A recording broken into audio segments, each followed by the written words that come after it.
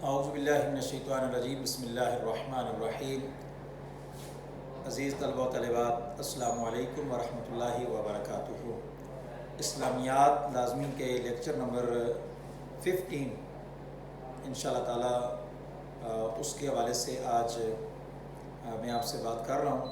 Lecture number 15 اسلامیات لازمی۔ تو آج کے لیکچر میں انشاءاللہ تعالی حدیث نمبر 13 اور 14 ہم پڑھیں گے۔ اس میں ہم دیکھیں گے کہ احادیث مبارکہ کے اندر نبی کریم علیہ السلام کے فرامین کیا ہیں، اور ان احادیث میں سے ہمارے لیے سبق کیا ہے، کیا کیا اس حدیث پاک سے چیزیں ہمیں حاصل ہوں گی۔ تو آئیے چلتے ہیں حدیث نمبر 13 کی طرف پوری توجہ کے ساتھ اور بڑے ادب اور احترام کے ساتھ حدیث پاک کو سماعت کیجیے۔ سلیبس میں اسلامیات کی بک میں منتخب احادیث ہیں، جن میں سے پیپر میں 4 نمبر کا جو پیپر ہے، 50 میں سے 4 نمبر کا جو پیپر ہے وہ احادیث میں سے آتا ہے، اور وہ منتخب احادیث ہیں، 15 احادیث ہیں کل۔ تو ان 15 احادیث میں سے 2 احادیث پیپر میں لازمی آئیں گی۔ طریقہ کار یہ ہوتا ہے کہ حدیث پاک پیپر میں عربی متن لکھا ہوتا ہے، پیپر کے اندر آپ نے اس کا با محاورہ ترجمہ کرنا ہوتا ہے۔ حدیث پاک کا ترجمہ انتہائی خوش خط درست تلفظ کے ساتھ، اس میں اپنی طرف سے ترجمے کے اندر کوئی کسی چیز کا اضافہ، کسی لفظ کا اضافہ نہیں ہونا چاہیے۔ اور حدیث پاک کا ترجمہ پیپر میں جو لکھنا ہوتا ہے اس میں مفہوم نہیں لکھنا ہوتا، با محاورہ ترجمہ لکھنا ہوتا ہے۔ ورڈ ٹو ورڈ بھی نہیں لکھنا، جس طرح مشکل الفاظ کے معنی بندہ لکھتا ہے، جس طرح کہ لا نہیں، یؤمنو وہ مومن نہیں، احدکم تم میں سے کوئی ایک، اس طرح بھی نہیں۔ با محاورہ ترجمہ، جس میں ایک مکمل ایک جملہ ہوتا ہے، جس میں ایک بات کلیئرٹی کے ساتھ سمجھ آ رہی ہوتی ہے، تو با محاورہ ترجمہ لکھنا ہوتا ہے۔ تو 4 نمبر کا پیپر ہے 50 میں سے احادیث کا۔ تو اس کا مطلب یہ ہے کہ اگر یہ 15 احادیث کا ترجمہ بیٹا آپ یاد کر لیتے ہیں تو اٹ مینس کہ آپ کا 4 نمبر کا جو پورشن ہے 50 میں سے وہ کلیئر ہو چکا ہے۔ باقی آپ نے 46 مارکس کی آپ نے تیاری کرنی ہے۔ تو آئیے آج کے ٹاپک کی جانب چلتے ہیں۔ جیسا کہ میں نے آپ سے کہا کہ آج ہم حدیث نمبر 13 اور 14 پڑھیں گے، سلیبس کی حدیث نمبر 13 اور 14۔ حدیث نمبر 13، دع ما یریبک الی ما یریبک فإن الصدق طمأنینۃ وإن الکذب ریبۃ۔ اس حدیث پاک کا حوالہ ہے سنن ترمذی، حدیث نمبر 2518۔ نبی کریم صلی اللہ تعالیٰ علیہ وآلہ وسلم کا فرمان ہے، مشکوک اور مشتبہ چیز کو چھوڑ کر وہ اختیار کرو جو مشکوک اور مشتبہ نہ ہو، بے شک سچائی اطمینان کا باعث ہے۔ فإن الصدق، بے شک سچائی، طمأنینۃ، طمانینت، اطمینان کا باعث ہے۔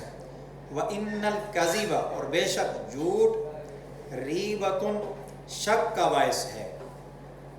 تو یہ فرمان ہے آقا کریم صلی اللہ علیہ وآلہ وسلم کا کہ مشتبہ جو چیزیں ہیں، جو شکوک و شبہات میں ڈالنے والی چیزیں ہیں، ان چیزوں سے ہمیں جو ہے حتی الامکان کوشش کرنی چاہیے کہ ہمیں بچنا چاہیے۔ اچھا، مشتبہ چیزیں کون سی ہیں؟ تھوڑی سی میں اس حدیث پاک کی وضاحت کرنا چاہتا ہوں۔ کوسچن از دیٹ، مشتبہ چیزیں ہیں کون سی؟ تو اس میں عرض یہ ہے کہ مشتبہ چیزیں وہ امور ہیں جن کے حلال یا حرام ہونے میں انسان کو شک، کلیئر نہ ہو، جو واضح نہ ہو، جن کے بارے میں واضح علم موجود نہ ہو، جن میں حلال و حرام دونوں کا احتمال موجود ہو، جن کے کرنے سے گناہ یا حرام میں پڑنے کا خطرہ موجود ہو۔ اس کی چند ایک مثالیں بھی ہیں۔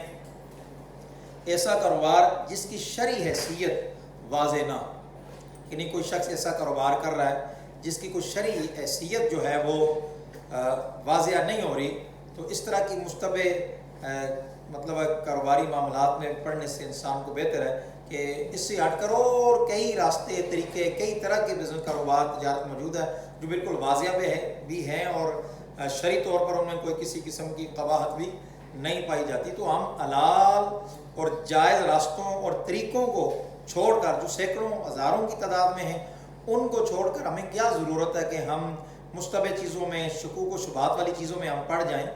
ٹھیک ہے, تو لہٰذا ایسا کاروبار جس کی کوئی شرعی حیثیت واضح نہ ہوتی ہو تو اس کو آپ چھوڑ دیں. پھر ایسی کمائی جس کے حلال ہونے پر شبہ, بہت ساری ایسی کمائیاں ہوتی ہیں کہ بعض احباب کوسچن بھی کرتے ہیں, تو ایسی کمائی جس کے حلال اور جائز ہونے کے لیے آپ کو بہت زیادہ پوچھنا پڑے, آپ کو دیکھنا پڑے کہیں قرآن حدیث کی روشنی میں, تو وہ بھی آپ کو اگر جواب نہ ملے تو اس کے حلال اور جائز ہونے کے بارے میں, تو ایسی کمائی کو بالکل آپ چھوڑ دیں. ایسی کمائی آپ سمجھ آئیں کہ وہ آپ کے لیے مناسب نہیں ہے تو ایسی کمائی کو بالکل ترک کر دینا چاہیے. ایسی خوراک یا مشروب جس کے اجزاء معلوم نہ ہو, یعنی کوئی ایسا مشروب ہے اب ہمیں تو کلیئر نہیں ہے کہ کس نے بنایا, کیسے بنایا, اس کے بننے میں اس کے میٹیریل کے اندر کیا کیا اجزاء شامل کیے گئے ہیں, کہیں کوئی حرام کی آمیزش اس کے اندر ہو سکتی ہے, تو اس طرح کی مشتبہ چیز کو کھانے پینے کی کیا ضرورت ہے, اس سے بچنا چاہیے. اس کے مقابلے میں بیٹا ہزاروں اللہ تعالیٰ کی نعمتیں موجود ہیں, پینے کی, کھانے کی, اس طرح کی سینکڑوں نعمتیں موجود ہیں جو بالکل واضح بھی ہیں اور حلال بھی ہیں, طیب و طاہر بھی ہیں. ان کو انسان کو جو ہے استعمال کرنا چاہیے, کھانا چاہیے, ان کو جو ہے وہ مشروبات انسان کو استعمال کرنے چاہیے. اسی طرح مرد و عورت کے تعلقات یا معاملات میں جن میں شرعی حدود واضح طور پر ملوث نہ, تو ایسے تعلقات جو ہیں ان سے بھی ہمیں بچنا چاہیے. تو یہ چند امور تھے جو مشتبہ امور تھے, چند ایک میں نے آپ کی خدمت میں جو ہے وہ عرض کی ہیں. اسی طرح نبی کریم صلی اللہ علیہ وآلہ وسلم کی جو تعلیم ہے وہ تو یہی ہے کہ آقا کریم صلی اللہ علیہ وآلہ وسلم نے فرمایا جو چیز تمہیں شک میں ڈالے اسے چھوڑ دو اور وہ اختیار کرو جو شک میں نہ ڈالے. تو جو چیزیں شک میں نہیں ڈالتی وہ ہزاروں چیزیں ہیں, لاکھوں ہیں, ان کو اختیار کرنا چاہیے. اب ساری جائز چیزوں کو, جائز راستوں کو, طریقوں کو چھوڑ کر انسان ناجائز راستے اور طریقے کو اور چیز کو بندہ اختیار کر لے, تو لہٰذا مومن کے لیے بہتر یہی ہے کہ وہ شبہ والی چیزوں سے بچے تاکہ اس کا دین, کردار اور آخرت بھی محفوظ ہو جائے. تو یہ حدیث نمبر 13 تھی. آپ نے اسائنمنٹ میں یہ لکھنا ہے کہ اس حدیث پاک سے ہمیں کیا سبق حاصل ہوا. ایسے سبق تو میں خود آپ کو بتا دیتا ہوں, تو اسی کو آپ ریٹن فارم کے اندر آپ لے کے آئیں گے. آئیے چلتے ہیں حدیث نمبر 14, اور یہ بڑی معروف اور بڑی مشہور حدیث پاک ہے. آقا کریم صلی اللہ علیہ وآلہ وسلم کا فرمان عظمت نشان ہے, لا یؤمن احدکم حتی اکون احب الیہ من والدہ و ولدہ والناس اجمعین. اور یہ حدیث پاک صحیح بخاری اور مسلم دونوں میں موجود ہے, یعنی متفق علیہ حدیث پاک ہے. متفق علیہ اس حدیث کو کہا جاتا ہے جو حدیث صحیح بخاری کے اندر بھی موجود ہو اور صحیح مسلم کے اندر بھی موجود ہو. تو یہ صحیح بخاری اور مسلم میں حدیث نمبر 15, حدیث کا نمبر 15 ہے, اس میں یہ حدیث پاک موجود ہے. نبی کریم صلی اللہ علیہ وآلہ وسلم نے ارشاد فرمایا, تم میں سے کوئی شخص اس وقت تک مومن نہیں ہو سکتا جب تک میں اس کے نزدیک اس کے والد, اس کی اولاد اور تمام لوگوں سے زیادہ محبوب نہ ہو جاؤں. اب اس حدیث پاک میں نبی کریم صلی اللہ علیہ وآلہ وسلم نے اپنی محبت کو ہر چیز سے بڑھ کر لازمی جز قرار دیا ہے کہ میری محبت تمہاری جان سے, تمہارے بیوی بچوں سے, پسندیدہ چیزوں سے اور پوری کائنات کے تمام لوگوں سے زیادہ میری محبت مقدم ہونی چاہیے تمہارے ہاں. یعنی اللہ کے بعد سب سے زیادہ محبت کے مستحق حضور تاجدار کائنات, آقا دو جہاں جانے کائنات, امام الانبیاء تاجدار مدینہ صلی اللہ علیہ وآلہ وسلم کی ذات والا شان ہے.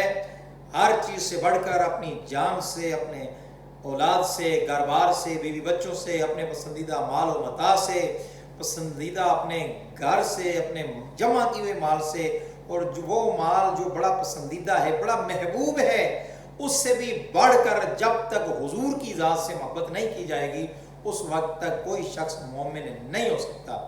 تو ایمان کا معیار کیا ہے؟ آقا علیہ السلام کی محبت، ایمان کی کسوٹی حضور ہیں، حضور سے محبت ہے تو پھر باقی بھی ساری چیزوں کی اوقات اور ان کی وقت، اگر حضور سے محبت نہیں ہے تو پھر جو ہے اس کی نماز، اس کا روزہ، اس کی زکوٰۃ اور اس کا حج، اس کی دیگر عبادات، ان کی کوئی ویلیو نہیں ہے اگر دل میں آقا علیہ السلام کی محبت نہ ہو۔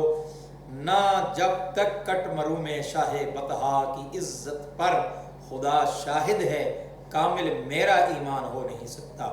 تو اس حدیث پاک سے ہمیں یہ سبق حاصل ہوا کہ ہمیں ہر شے سے بڑھ کر حضور سے محبت کرنی چاہیے، اس لیے کہ اللہ کی سرتاب قدم شان ہے یہ، انسان ہی انسان، وہ انسان ہے یہ۔